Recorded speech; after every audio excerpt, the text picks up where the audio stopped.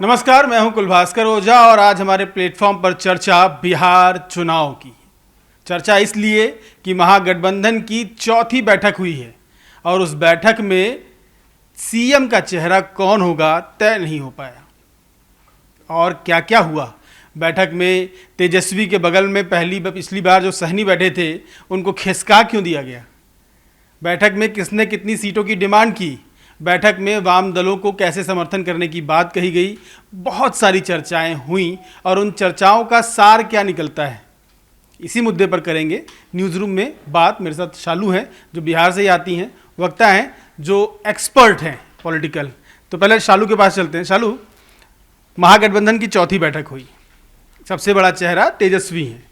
बिहार में लगातार सर्वे आ रहे हैं, दो सर्वे जो मुझे पता है, दो सर्वे आए हैं। एक में एनडीए की सरकार बनती हुई दिख रही है, नीतीश कुमार पहली पसंद है चेहरे के तौर पर। एक सर्वे है जिसमें महागठबंधन की सरकार बनती दिख रही है और तेजस्वी यादव पहली पसंद है। तो ये जो खेल होता है, सर्वे वाला खेल, उसके बाद बैठकों वाला खेल, उसके बाद सीटों वाला खेल, तो आपको लग क्या रहा है कि बिहार में इस बार असली खेल कौन खेलने वाला है? देखिए, असली खेल जो होगा, खेल धीरे धीरे सबके खेल सामने आ रहे हैं। क्योंकि पहले तो अगर बात करें एनडीए से तो चिराग पासवान पहले बोले कि सभी सीटों पर चुनाव लड़ूंगा। उसके बाद अब मांझी बागी हो उठे, मांझी बोल रहे हैं कि मुझे 40 सीटें नहीं मिली तो मैं चुनाव नहीं लड़ूंगा।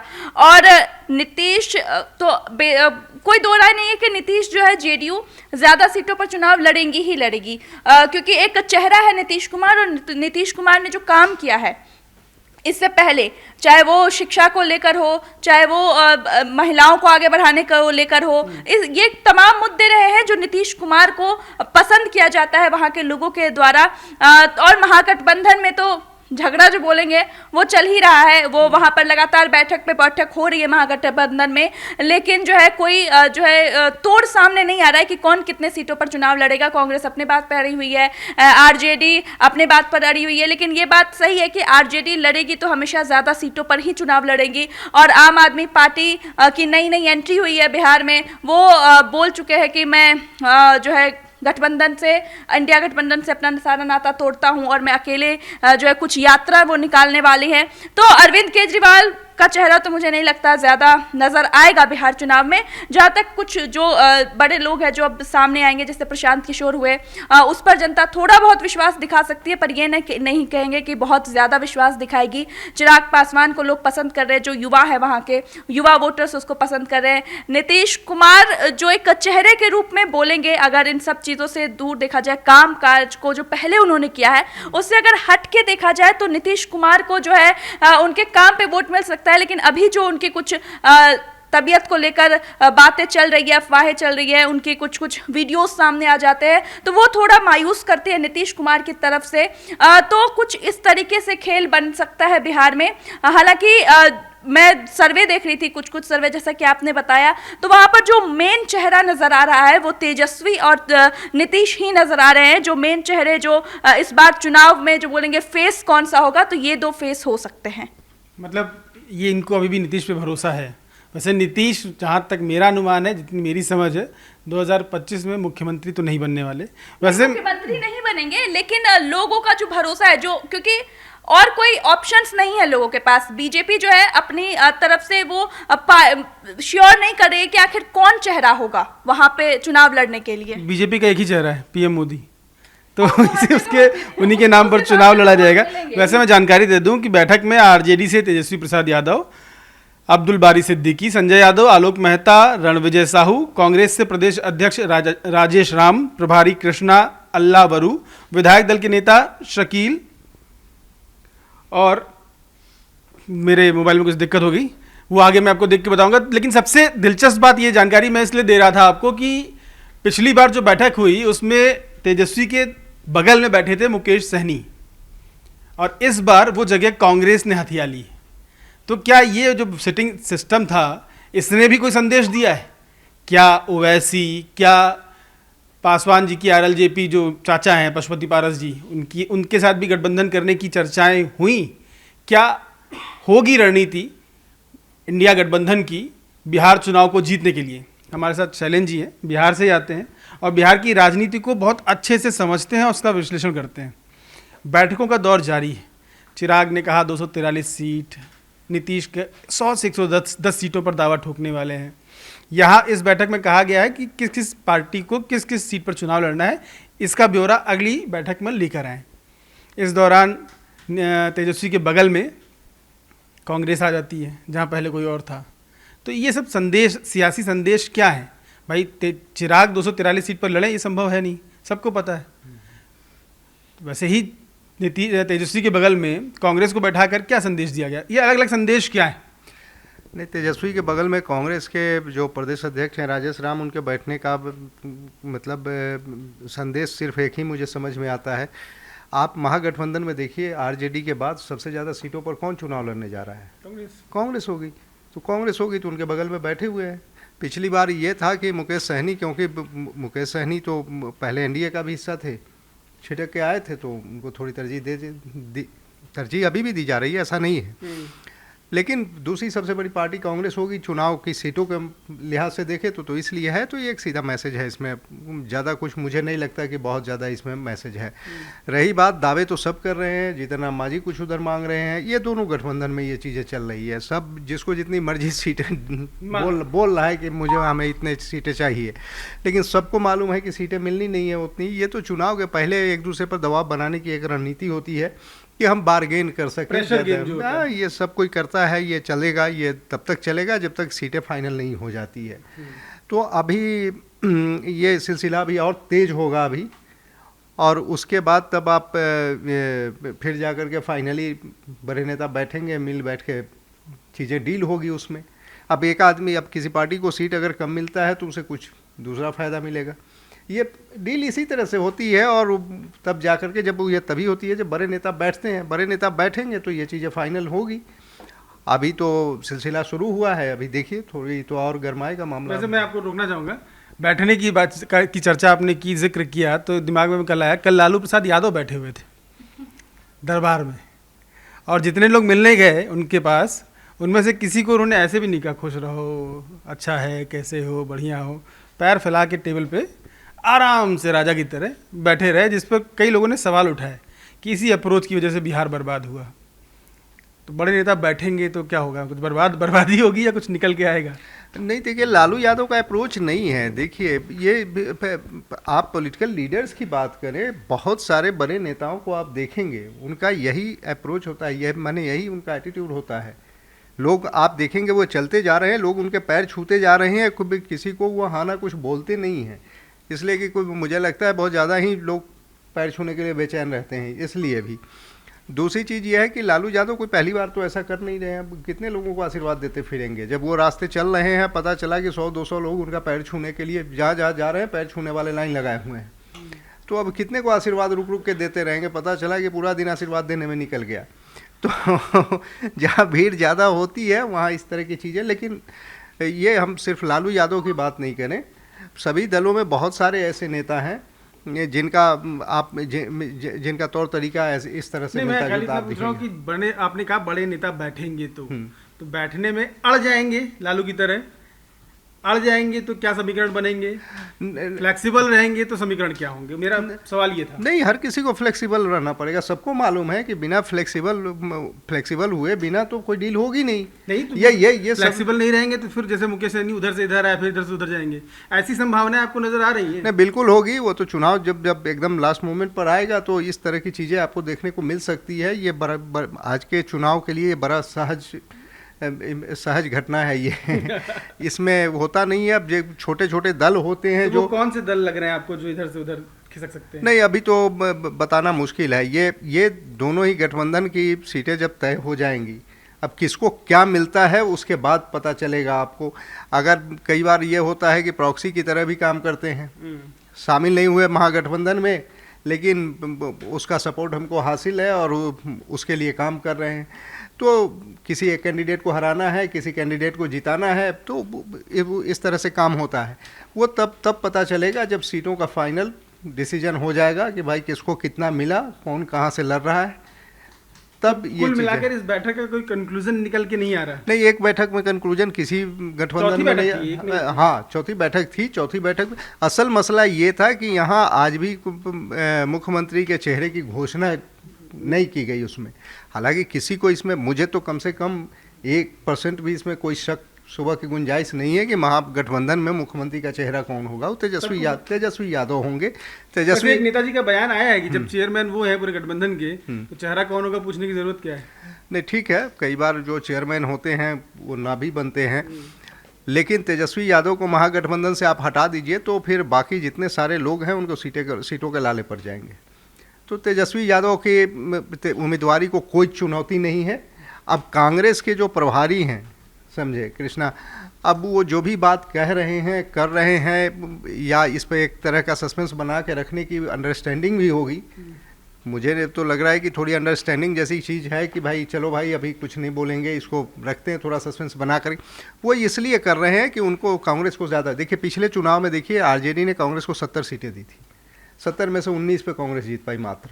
ठीक है, अब ये कांग्रेस पर आरोप लगा कि भाई कांग्रेस के अत्यधिक खराब परफॉर्मेंस की वजह से तेजस्वी सीएम नहीं बन सके या महागठबंधन की सरकार नहीं बन पाई। अगर उनका परफॉर्मेंस थोड़ा बेहतर होता तो माना जा रहा था कि नीतीश नहीं बन पाते। तो कांग्रेस को का परफॉर्मेंस बहुत बुरा रहा था। तो ये कांग्रेस को मालूम है कि इस बार जब हम सीटों का डिमांड करेंगे तो हमारा पिछला परफॉर्मेंस उठा के सामने रखा जाएगा। तो इसलिए वो दबाव बनाने के लिए ये चीज़ें होती है और ये सब अभी ऐसा कुछ है नहीं ना। तो अभी ऐसा कुछ है नहीं। वैसे मेरे पास एक सवाल है वक्ता से, कई चेहरों की बात हो रही है, कई सारे सर्वे हो रहे हैं, चेहरों की बात हो रही है। चिराग पासवान दिल्ली की राजनीति छोड़कर बिहार में जाना चाह रहे हैं। पिछली बार नीतीश को बहुत दंड पहुंचाया था उन्होंने। इस बार चिराग पासवान को आप कहाँ देखती हैं, और साथ में प्रशांत किशोर कितना बड़ा फैक्टर इस बार बिहार चुनाव में होंगे? क्योंकि देखिए होगा तो बड़ा फैक्टर, क्योंकि जिस तरह से चिराग पासवान अभी बिहार की पॉलिटिक्स में जितना एक्टिव नजर आ रहे हैं वो पहले कभी इतना एक्टिव नजर नहीं आए। क्योंकि आप लोकसभा चुनावों को उठाकर देखिए, उनकी जो परफॉर्मेंस थी, उनकी पार्टी की जो परफॉर्मेंस थी, उसे ही देखते हुए भारतीय जनता पार्टी ने उनके 5 सांसद बिठाए हैं। तो ऐसे में वो उनकी जो स्थिति है वो काफी मजबूत है। अब वो ये भी ऐलान कर चुके हैं कि वो सारी सीटों पर चुनाव लड़ेंगे। हालांकि वो सारी सीटों पर चुनाव लड़े ना लड़े वो बात की बात है, लेकिन वो फिलहाल टक्कर पूरी देते नजर आ रहे हैं। और उनका जो नारा रहा है बिहार फर्स्ट, बिहारी फर्स्ट, उसको लेकर तो हमने चर्चा भी काफी की थी कि एक वीडियो तक वायरल हो गया था किस तरह से वो रिहर्सल कर रहे थे। तो वो साफ तौर पर कहीं ना कहीं उनके दिमाग में ये बात है कि वो सिर्फ और सिर्फ केंद्र की राजनीति नहीं करना चाहते हैं। भले वो उन्हें केंद्र पे बिठा दिया हो, लेकिन उनका जो मन है वो बिहार की राजनीति को लेकर है। बिहार के लिए कुछ करने का उनका मन है। बिहारी हैं, बिहार से आते हैं, इसलिए बिहारी फर्स्ट और बिहार फर्स्ट का वो हमेशा नारा देते हैं। तो मुझे लगता है कि कहीं ना कहीं चिराग पासवान इस वक्त मजबूती से खड़े हुए नजर आ रहे हैं और उनकी स्थिति भी काफी मजबूत है। क्योंकि जब सीटों का बंटवारा होगा तो ये जरूर देखा जाएगा कि लोकसभा चुनाव में किसकी क्या स्थिति रही थी, लोकसभा चुनाव में किस पार्टी ने कितनी सीटें जीती थी। पिछले लोकसभा चुनाव में अगर चिराग पासवान की बात करें तो उन्होंने 5 सीटें जीती थी, जेडीयू ने 16 जीती थी और भारतीय जनता पार्टी ने 17 सीटों पर विजय हासिल की थी। तो इस बार ऐसा लग रहा है कि जेडीयू थोड़ी ज्यादा सीटों पर लड़ सकती है, लेकिन चिराग पासवान एक कड़ी टक्कर देते नजर आएंगे। और वहीं प्रशांत किशोर की भूमिका हमेशा से रही है कि वो रणनीतिक बहुत अच्छे बताए जाते हैं। हमेशा से चुनाव जैसे ही आते हैं उनकी रणनीति बनना शुरू हो जाती है। लेकिन इस बार वो रणनीति किसके लिए बना रहे हैं, किसके लिए वो अच्छी रणनीति साबित होगी, ये वक्त बताएगा। क्योंकि उन्हें अभी पाला बदलने में ज्यादा वक्त नहीं लगता। नहीं, अभी तो उनकी खुद की पार्टी है, तो चुनाव वो लड़ेंगे 243 सीटों पर। अब उसमें मुझे लगता है कि जितने लोग को टिकट नहीं मिलेंगे आरजेडी, जेडीयू, बीजेपी, कांग्रेस से, वो सब प्रशांत किशोर की ओर कूदने वाले हैं। तो वो खैर वक्त बताएगा। लेकिन फिलहाल बैठकों का दौर बिहार में जारी है। अब इन बैठकों का नतीजा जो होगा ना, वो चुनाव से कुछ पहले ही समझ में आएगा। उसके पहले केवल चर्चाएँ और अटकलें होंगी। उन चर्चाओं और अटकलों में चिराग भी हैं, नीतीश भी हैं, तेजस्वी भी हैं, कांग्रेस भी है, और मांझी, कुशवाहा और सहनी भी हैं। तो इन सब का समीकरण किधर, किस तरफ, किस करवट बैठेगा, ये सब कुछ चुनाव से पहले तय होगा। उसके पहले शैलेंद्र जी कुछ बोलना चाह रहे हैं? चिराग पे एक बात कहना चाह रहा हूँ। देखिए, चिराग, बिहार में एक तबका है खासकर युवाओं का जो चिराग को पसंद करता है, इसमें दो राय नहीं है। लेकिन चिराग पासवान का लिमिटेशन है। चिराग पासवान वो सर्वमान्य नेता नहीं है। चिराग पासवान का अपना जातिगत वोट बैंक है, उनका एक बेस है, वो बहुत छोटा है। चिराग अगर बीजेपी, चिराग को 5 सीटें जो मिली है उसमें से अगर बीजेपी का सपोर्ट हटा दें तो उनको शायद एक सीट के लाले पड़ जाए, ठीक है ना। तो ये परेशानी चिराग पासवान की है, उनका एक लिमिटेशन है, ठीक है। वो भले ही कहें कि 242 सीटों पे हम लड़ेंगे, लेकिन मुश्किल है उनके लिए, उनका उतना सपोर्ट बेस भी नहीं है। गठबंधन में है, इसका फ़ायदा देखिए, गठबंधन में होने का फ़ायदा सभी दलों को मिलता है, बीजेपी को भी मिलता है, नीतीश कुमार को भी मिलता है, उसी तरह उधर आरजेडी को मिलता है। आरजेडी को कम मिलता है, कांग्रेस को ज़्यादा मिलता है, क्योंकि कांग्रेस के पास अपना कोई वोट बैंक, ये एक अपवाद है बिहार में कि कांग्रेस का वोट देने वाले लोग गिने चुने हैं, इक्का दुक्का हैं, तो आरजेडी को फ़ायदा कम मिलता है, आरजेडी से फ़ायदा कांग्रेस बहुत ज़्यादा लेती है। तो गठबंधन का फ़ायदा मिलता है, वो फ़ायदा चिराग पासवान को भी मिलता है, ठीक है। लेकिन ये है कि एक वर्ग है जो तेजस्वी का जो अपना वोट बैंक है वो चाहता है तेजस्वी बने, नीतीश के जो हार्डकोर सपोर्टर हैं वो नीतीश को चाहते हैं, लेकिन पूरे बिहार, ओवरऑल बिहार में बात करें, ठीक है ना, तो तेजस्वी को जो वर्ग नहीं चाहता है वो ऐसा नहीं है कि नीतीश को बहुत चाह रहा है, अब वो मान रहा है कि नीतीश कुमार को रिटायरमेंट ले लेना चाहिए। तो ऐसे लोग, कुछ लोग हैं जो विकल्प के तौर पे चिराग को देखते हैं, लेकिन उसकी संभावना बिल्कुल नज़र नहीं आती है, क्योंकि चिराग में मतलब कि वोट बैंक के हिसाब से वो पोटेंसी अभी नज़र नहीं आती है। एक ही संभावना बनती है कि अगर बीजेपी उनको प्रमोट आगे करे, लेकिन बीजेपी उनको क्यों प्रमोट करेगी मुख्यमंत्री के लिए, ये बड़ा सवाल है। ये सवाल है सबके मन में, क्या चिराग बिहार का मुख्यमंत्री बनने के लिए अपनी पार्टी का विलय बीजेपी में कर सकते हैं? ये उससे बड़ा सवाल है। क्या चिराग बिहार में नीतीश के उत्तराधिकारी बन सकते हैं? ये उससे बड़ा सवाल है। और तेजस्वी यादव क्या इस बार बिहार के मुख्यमंत्री बनेंगे या नहीं बनेंगे? तो हम एक छोटा सा सर्वे कर लेते हैं, भाई बहुत सारे सर्वे आ रहे हैं, तो हम अपने न्यूज़ रूम का सर्वे कर लेते हैं कि सबसे ज़्यादा पसंदीदा चेहरा बिहार के सरकार के लिए कोई हो सकता है तो वो कौन? चलो, चिराग, नीतीश, तेजस्वी, सबसे पसंदीदा चेहरा, सबसे मजबूत चेहरा? देखिए, ये बहुत ट्रिकी क्वेश्चन है, क्योंकि सबका अपना अपना वोट बैंक है। तेजस्वी को कुछ लोग पसंद करते हैं, क्योंकि लेकिन जो लोग आरजेडी के शासनकाल को देख चुके हैं तो कुछ तो उत्साहित भी होते हैं और तेजस्वी को नहीं पसंद करते। वही कुछ लोग नीतीश को पसंद करते हैं, जैसे कि जब हम लोग बिहार में रहते थे उस समय नीतीश कुमार का काम देखा था, लेकिन अब जो है उनकी जो छवि धीरे धीरे आ रही है तो उस हिसाब से नीतीश को भी पसंद नहीं करेंगे। तो मुझे लगता है कि कुछ एक नए चेहरे की ज़रूरत है बिहार को। मैं ऑप्शन बदल देता हूँ। अब मैं समझ गया कि आप बोलने में हिचकिचा रही हैं। नीतीश, तेजस्वी, चिराग या कोई और? कोई और। एग्जैक्टली मुझे उम्मीद थी इतना लंबा बोलने के बाद। आप भी बिहार से आते हैं। नीतीश, तेजस्वी, चिराग या कोई और? नहीं, पसंद की बात अलग है। पसंद नहीं, आपको सबसे मजबूत चेहरा कौन दिख रहा है? नहीं, अभी तो सबसे मजबूत चेहरा नीतीश कुमार का है, क्योंकि चुनाव जो लड़ा जाएगा वो हमें किसी के व्यक्तिगत चॉइस पे डिपेंड नहीं करता है। वो तो सामाजिक समीकरण जो होगा वो जातिगत समीकरण होगा, वो कहाँ से वोट किस समीकरण से आएगा उस पर डिपेंड करेगा। इस लिहाज से नीतीश कुमार सब पर भारी है अभी। नीतीश कुमार मतलब कि एनडीए भारी है अभी। एनडीए भारी है, मतलब ये नीतीश के चेहरे की ओर जा रहे हैं आपके हिसाब से? मुझे लगता है कि नए चेहरे की तलाश है, तो चिराग पासवान जिस तरह से बिहार फर्स्ट, बिहारी फर्स्ट कहते रहते हैं, तो उन्हें एक मौका मिलना चाहिए बिहार में कि किस तरह का वो काम करेंगे। क्या जिस तरह से वो इतना लगातार बिहार बिहार बिहार करते हैं, तो एक मौका देने की ज़रूरत है कि बिहार में वो क्या करके दिखाएंगे। युवा जो हैं वो बात की बात है, मिले ना मिले, लेकिन जो युवा हैं वो चिराग पासवान को कहीं ना कहीं पसंद कर रहे हैं। और अगर चिराग पासवान बनते हैं तो सीधे तौर पर एनडीए को फ़ायदा तो पहुँचेगा ही पहुँचेगा, तो फ़ायदा दोनों तरफ से है। चालू कुछ कह रही थी? हाँ, क्योंकि अभी चिराग पासवान एनडीए के फायदे की बात है तो वो भी थोड़े बागी हो रखे हैं। वो बोल रहे हैं कि मैं पूरे उस पे सीटों पे चुनाव लड़ूंगा। तो उस हिसाब से चिराग पासवान का मुख्यमंत्री के तरह चेहरा अभी तो सामने नहीं आने वाला है। हाँ, कुछ सीट वो जीत सकते हैं, लेकिन अपने दम पर जीतना थोड़ा मुश्किल है अगर बिहार के चुनाव की बात करें और बिहार की जनता की मूड की बात करें तो। वैसे मैं बता दूं, चिराग मोदी के हनुमान हैं और हनुमान जी के लिए कुछ भी कर पाना असंभव नहीं था। और चुनाव में कब क्या होगा किसी को नहीं पता, खाली हम अटकलें लगाते हैं। मोदी जी के मन में क्या है, चिराग के मन में क्या है, और खान सर से मुलाकातें जो हो रही हैं उसका भी कुछ अपना एक राज है। तो मैं ये भी बहुत जी बता दूं, मोदी के हनुमान है, ये श्री राम के हनुमान नहीं है। असंभव किस हनुमान के लिए नहीं थे कुछ भी, वो उस हनुमान जी के लिए जो श्री राम के हनुमान हैं। मोदी जी के हनुमान के लिए असंभव नहीं है, ऐसा कुछ नहीं मतलब है। चलिए चुनाव में। मैं इनकी इस बात से सहमत हूँ। मैंने केवल हनुमान जी वाला तर्क दिया कि हनुमान जी वाली क्षमता किसी के अंदर आएगी तो वो क्षमता उससे कुछ भी करवा सकती है। अब उसके लिए उसको कितनी पूजा करनी है, कितना पाठ करना है, ये तो समय बताएगा। और उसे बिहार में चुनाव अब किस दिशा में जा रहा है, बैठकें चल रही हैं, इन बैठकों का नतीजा क्या निकलेगा और परिणाम क्या होगा वो नवंबर में सामने आएगा।